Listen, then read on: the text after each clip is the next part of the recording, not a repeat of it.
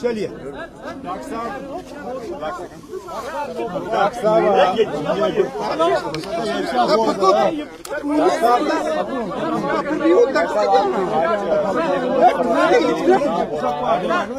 पहली बार देखने को मिल रहा है कि पोल बाइकआउट तो इस वक्त आपकी क्या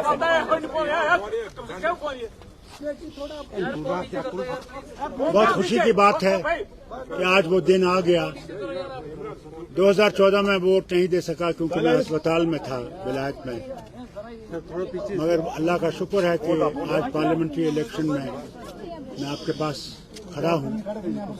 मगर अफसोस इस बात का भी है कि जहाँ ये कहते हैं कि कोई पत्थर नहीं चल रहा है, कोई वायलेंस नहीं है, कोई बाइकआउट नहीं है, वहाँ मैं आपसे कहना चाहता हूँ कि हर पार्टी के और खासकर हमारी पार्टी के वर्कर्स को, सीधा वर्कर्स को इन्होंने इन 2 दिनों में बंद कर रखा है। एक तरफ से कहते हैं कि इलेक्शन बहुत आज़ादी से हो रहा है, तो मुझे बताइए, मैं होम मिनिस्टर साहब से पूछना चाहता हूँ, प्राइम मिनिस्टर से पूछना चाहता हूँ, हमारे वर्कर्स को क्यों बंद किया गया? क्या वो डरते हैं कि वो हार जाएंगे? और वो जरूर हारेंगे, इंशाअल्लाह हारेंगे। लेकिन प्रधानमंत्री कह रहे हैं कि हम कामदार है, बाकी नामदार है। आप छोड़ दीजिए ना, वो क्या कह रहे हैं? वो कह रहे हैं, वो कहने दीजिए। हमने तो नाम देके, बाकी ने तो चलिए सिर्फ इल्जाम लगाया।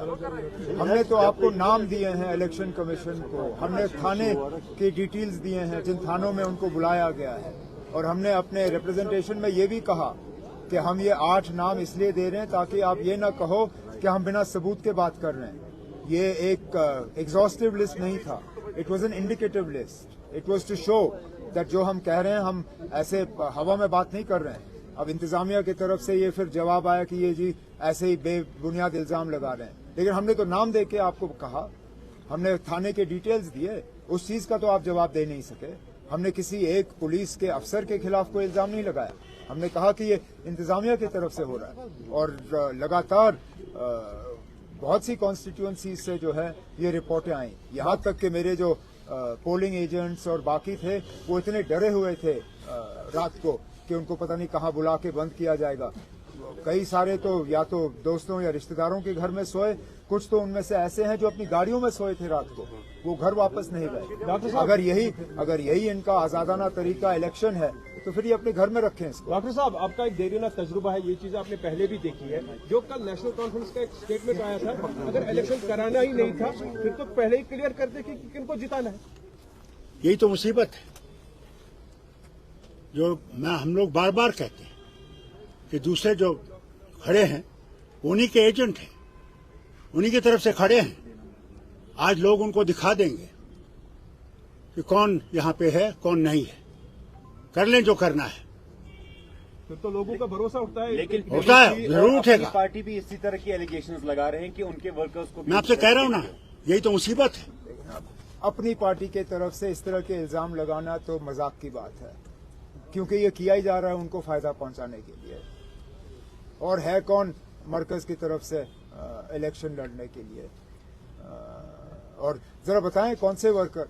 मैं फिर ये बात दोहराता हूं ना, हमने तो कम से कम आपको नाम दिए, थानों के डिटेल्स दिए, वो जरा बताएं कौन है और किस थाने में लिया गया। अब चलिए, जो हुआ सो हुआ, रात गई बात गई, आज नया दिन है।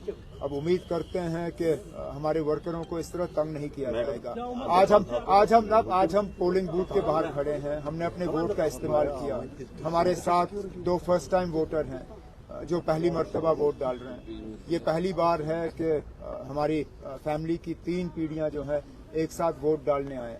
मैं यही उम्मीद करूंगा कि बाकी जगहों में भी इसी तरह अपने जमहूरी हक का जो है वोटर इस्तेमाल करें।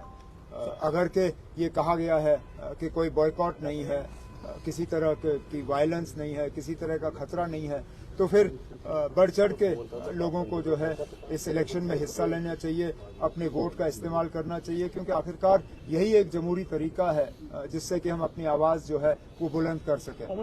ये चीजें पहली बार हो रही है, कोई हड़ताल इस बारी नहीं है, कोई आज इलेक्शन के दिन अब आप शाम तक वेट करके देखते हैं ना, अब इसका कितना असर पड़ेगा। आप कहते हैं कि कोई बॉयकॉट कॉल नहीं है, ठीक है ना, अब नहीं है, तो इसका वोटरों पे कितना असर पड़ेगा। आज शाम जब तक पोलिंग बूथ खुले हैं तब तक देखें। अब जो लेकिन अब इस बार तो चलिए फिर आप मान के चले ना कि जो वोट में हिस्सा नहीं ले रहा है, अपनी मर्जी से नहीं ले रहा है।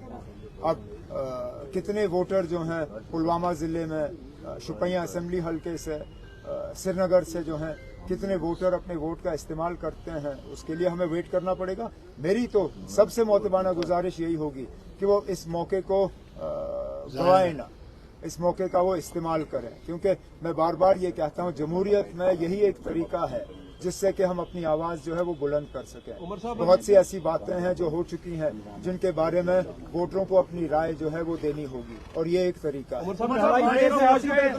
तो कितना फर्क पड़ेगा, वो क्या कन्वे करेगा, मैं कैसे कह सकता हूँ क्या कन्वे करेगा, वो तो रिजल्ट कन्वे करेगा ना।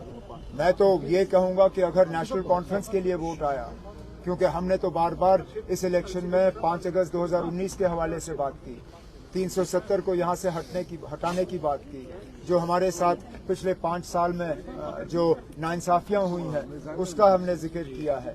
जाहिर सी बात है इंशाल्लाह जब नेशनल कॉन्फ्रेंस के उम्मीदवार जीतेंगे तो अक्सर बेशतर वोटरों की भी यही राय होगी जो हमारी है।